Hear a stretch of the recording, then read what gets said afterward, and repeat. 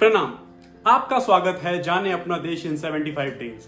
और आज हम बात करेंगे भारत के पॉलिटिकल सिस्टम के बारे में। इंडिया में पॉलिटिकल सिस्टम को इस तरीके से डिवाइड किया है कि सारी पावर किसी भी एक के हाथ में ना रहे, इसीलिए हम पार्लियामेंट्री टाइप ऑफ गवर्नमेंट को फॉलो करते हैं। अगर हम सबसे पहले सिस्टम की बात करें जो हॉरिजॉन्टल लेवल पर है, यहाँ पर पावर को 3 पार्ट्स में डिवाइड किया है। एक लेजिस्लेचर जहां पर लॉज बनाए जाते हैं, एक एग्जीक्यूटिव जो उनको अप्लाई करने में हेल्प करता है, और तीसरा जुडिशरी जो हमें न्याय दिलाता है। हमारे यहाँ पर हम फेडरल सिस्टम फॉलो करते हैं, जिसका मतलब है कि गवर्नमेंट के 2 या 2 से ज्यादा लेवल होंगे और वो सभी लेवल आत्मनिर्भर होंगे।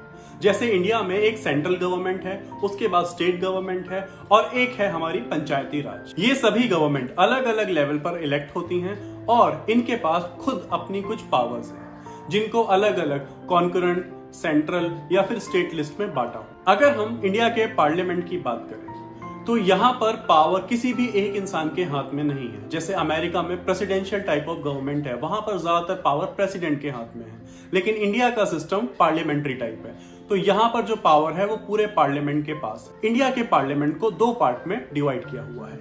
एक है हमारी लोकसभा, जिसको लोअर हाउस भी बोला जाता है, जहां के सदस्य डायरेक्टली जनरल इलेक्शन से चूज होकर आते हैं, और दूसरा है राज्यसभा। राज्यसभा को अपर हाउस बोलते हैं।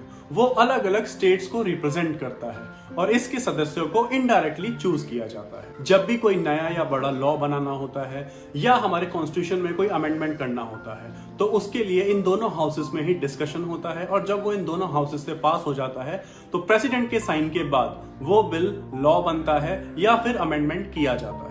इन हाउसेस में अलग अलग टाइम पर सेशंस होते हैं। इनमें मेन सेशंस होते हैं एक बजट सेशन, मॉनसून सेशन और विंटर सेशन। लेकिन अगर कोई अर्जेंट चीज होती है तो प्रेसिडेंट के पास ये पावर है कि वो दोनों हाउसेस को कॉल कर सकते हैं। और अगर आपको आज का हमारा वीडियो अच्छा लगा तो प्लीज हमें फॉलो करें ऐसे और वीडियोस के लिए।